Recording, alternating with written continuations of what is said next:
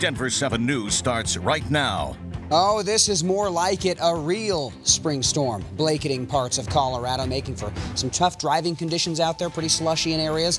The south and west sides of the metro once again taking the brunt of this one, and we have team coverage on the storm this morning. Stacey Donaldson is in the Weather Center tracking the forecast and how long the snow will last. Denver 7 reporter Amanda Del Castillo is live in Parker to show us the neighborhood conditions in that area. But first, Katie LaSalle is off I-70 in Genesee, one of the areas that really got hit hard. Katie, how's it looking out there?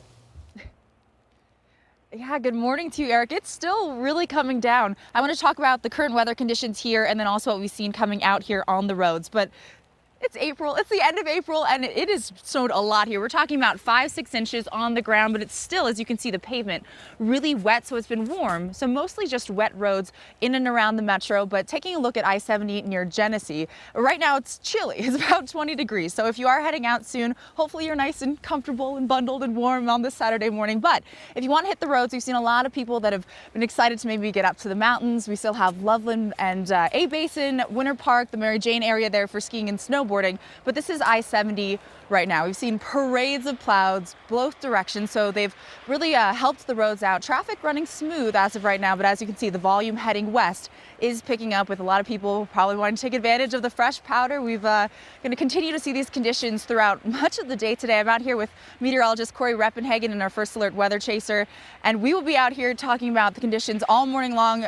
I have, full disclosure, started to build a snowman, so we'll keep you posted on that development too throughout the morning hours. But stick with us. Our meteorologist Stacey Donaldson is in the Weather Center for us this morning. And Stacey, what does it look like for the rest of the day and all across Colorado? Well, it looks like it's going to be snowy for today for the Front Range and parts south. And I love to hear that there are parades of plows out there. It's much better to hear that than there are none. But for the Front Range, it is still snowing. It will continue through the rest of the day. And for our area, that's great news, as we've seen on the roads, that we're seeing the accumulation on the grassy areas and the trees and the plants, but not on the roads necessarily. A lot of it melting off because it's been so warm lately. So that's one of the demarcations between a true winter storm and a springtime storm. We have very heavy wet snow, but it's melting once it hits the ground. You may have some slippery spots in areas, especially in the overpasses, but for the most part, a lot of this is melting and the roads aren't too bad. There's a lot of snow here for the Front Range. It's completely covered for our area and parts east. It looks like we're going to see a few more inches of snow today, and then down through southeastern Colorado and up toward Burlington. Looks like significant snowfall will continue for tonight and tomorrow especially, but we'll have snowy conditions today. Things should be tapering off by tonight though. Our overnight lows will be in the 20s tonight, but highs today only in the mid 30s. And we're going to be talking more about the timeline for this snowfall as we go through the rest of the day, coming up in just a few minutes. All right, Stace, the south side of the town was a target for this storm. Palmer Divide, Douglas County, that includes Parker, and that's where we find Denver 7's Amanda Del Castillo live to show us the conditions in that area near Main Street. Hey there.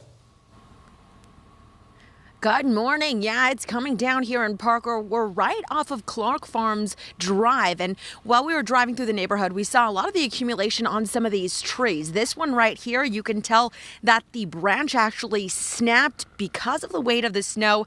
Again, we're seeing that throughout this area here, again, just off of Clark Farms Drive. Now, this branch came down. You could see that it's onto the sidewalk, really blocking anyone from walking through here. Barely missing a truck.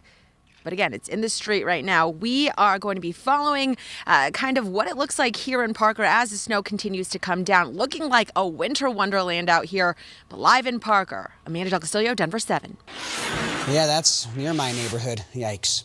Well, new this morning, one person was arrested after crashing with a Denver police officer. The police cruiser was T-boned by another car late last night on 20th and Park Avenue. This is video.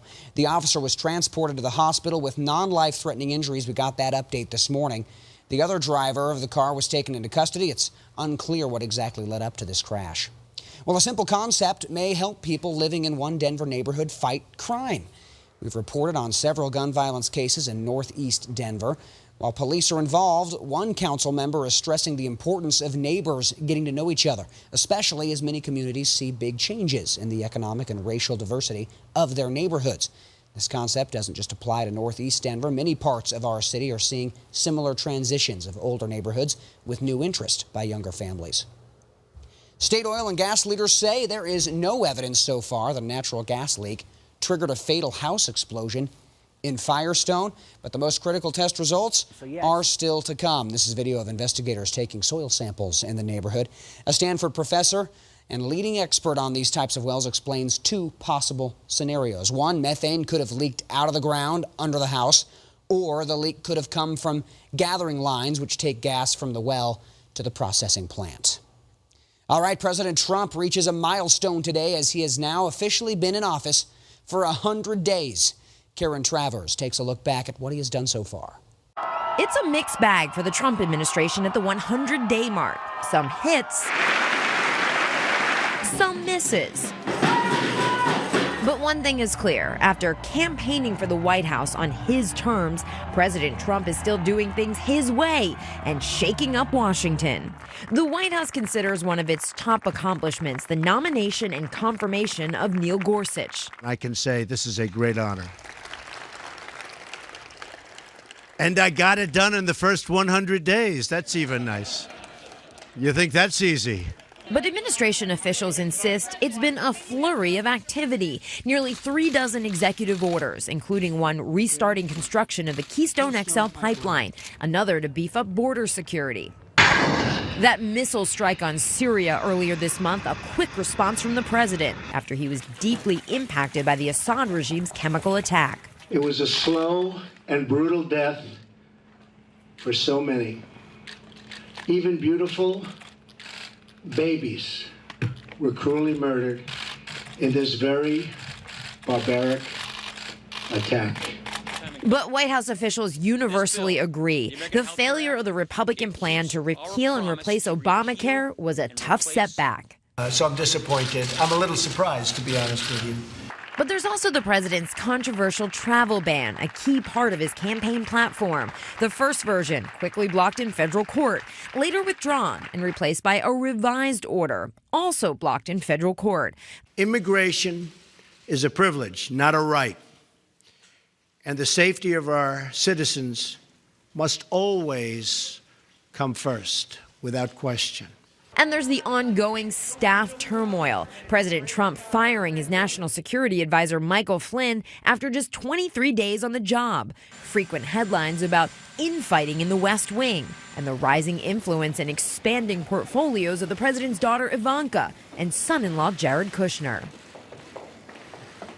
A candid President Trump said this week in an interview that he thought this work would be easier. For the next 100 days, expect his administration to start tackling opioid addiction, negotiating tax reform, and continuing to push for a repeal of Obamacare. Karen Travers, ABC News, the White House. The president's tax plan and immigration are two big topics here in Colorado. On tomorrow's Politics Unplugged, KNUS radio talk show host Krista Kafer tells Ann Trujillo why she thinks people appreciate what the president is doing for immigration. The immigration issue is huge in Washington. It's huge here. Do you think that what's happening in Washington will affect our races as we move forward here in Colorado? You know, I don't know, because a lot of people appreciate that the law is actually being put into place and being administered. I think there's been frustration, particularly among Republicans, that the laws have been on the books, and yet so many people seem to avoid any consequence. The fact that President Trump has focused primarily on criminal aliens, people who have broken the law, in addition to the laws of being here illegally, I think that it means that I think far more people are going to appreciate what he's done than not appreciate it. Krista also grades the president on his first 100 days in office. You can hear that conversation tomorrow at 4, right here on Denver 7. And you still have a few weeks to help us collect 160 tons of food for Colorado's hungry.